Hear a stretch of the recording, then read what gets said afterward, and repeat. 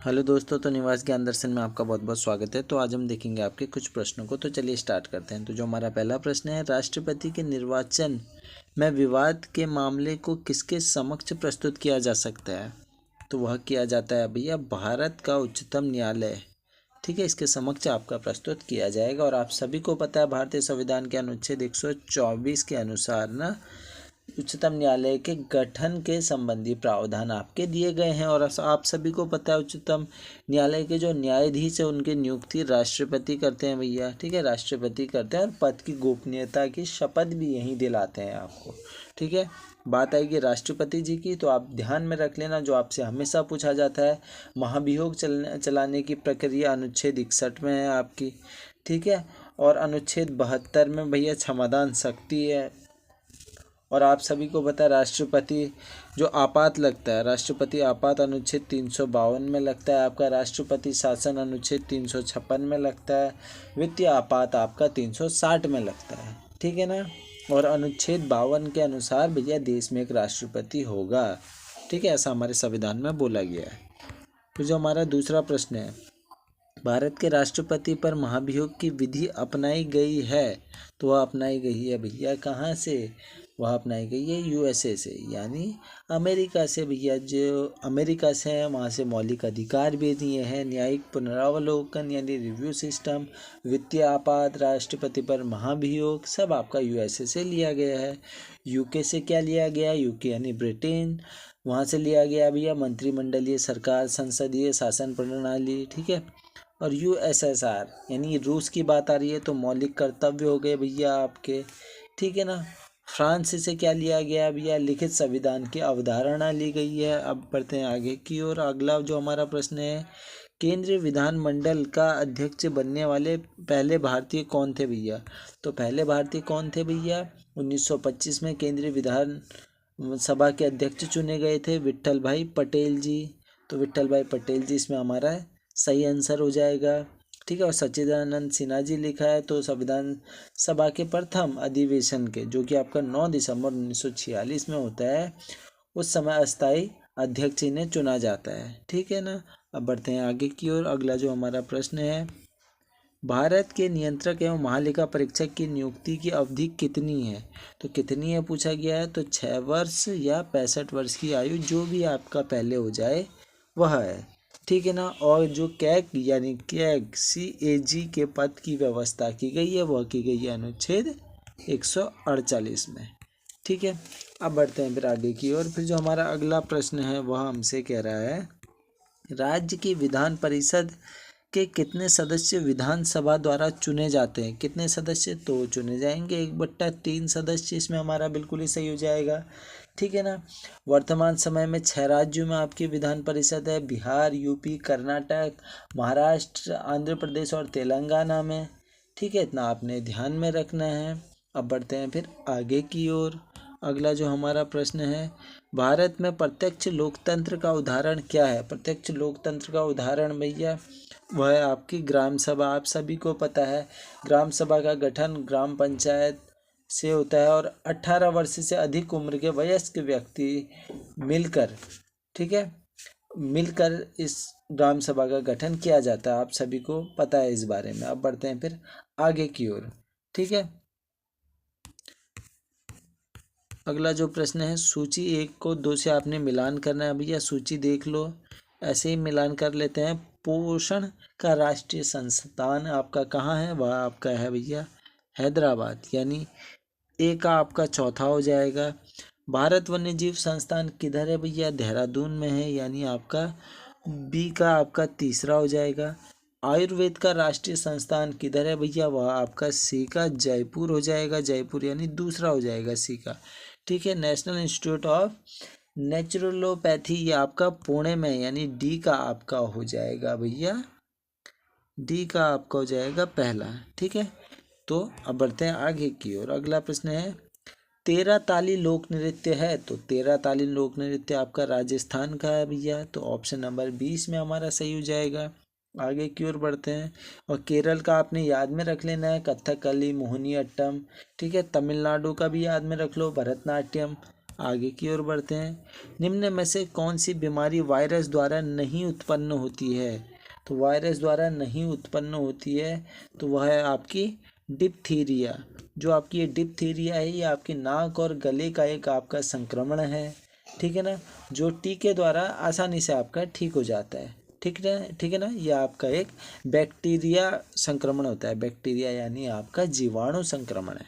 आगे की ओर, निम्न में से कौन सूफी संत थे आपके? तो सूफी संत थे भैया निज़ामुद्दीन औलिया जी, ठीक है ना। आप सभी को पता है अमीर खुसरो इनके शिष्य थे। आगे की ओर बढ़ते हैं। जो जिला दर्रा जोड़ता है, तो जो जिला दर्रा जोड़ता है जम्मू कश्मीर और लद्दाख को, यानी श्रीनगर और लेह, इसमें हमारा बिल्कुल सही हो जाएगा, ठीक है ना। आगे की ओर, निम्नलिखित में से किसको भारत का पारिस्थितिक तप्त स्थल कहा जाता है? किसको कहा जाता है भैया? वह कहा जाता है आपके पश्चिमी घाट को, यानी ऑप्शन नंबर ए सही हो जाएगा। भारत में किस राज्य को धान का कटोरा कहा जाता है? तो वह कहा जाता है भैया छत्तीसगढ़ को, ऑप्शन नंबर सी सही हो जाएगा।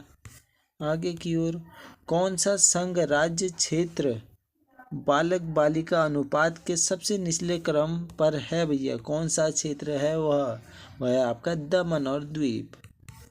आगे की ओर, धूमकेतु किसके चारों ओर प्रक्रमण करते हैं? तो वह करते हैं सूर्य के, ऑप्शन नंबर सी सही है। विषुवत रेखा पर गुरुत्व के कारण त्वरण, तो वो होता है भैया ध्रुवों पर त्वरण की अपेक्षा जो है ना वो कम होती है, ठीक है, ऑप्शन नंबर ए इसमें हमारा सही है।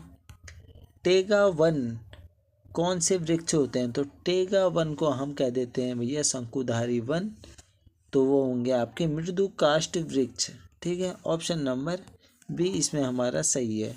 डोलामाइट है भैया, तो डोलामाइट क्या है? एक आपका भैया अवसादी सेल है, ठीक है, ऑप्शन नंबर ए इसमें हमारा सही हो जाता है। अब बढ़ते हैं फिर आगे की और अगला जो प्रश्न है, काले वस्त्रों के मुकाबले श्वेत वस्त्र शीतल क्यों होते हैं भैया? क्यों होते हैं आपके? क्योंकि उनके पास ना जो प्रकाश पहुंचता है वो परावर्तित कर देते हैं भैया उन्हें, ठीक है ना, क्या कर देते हैं?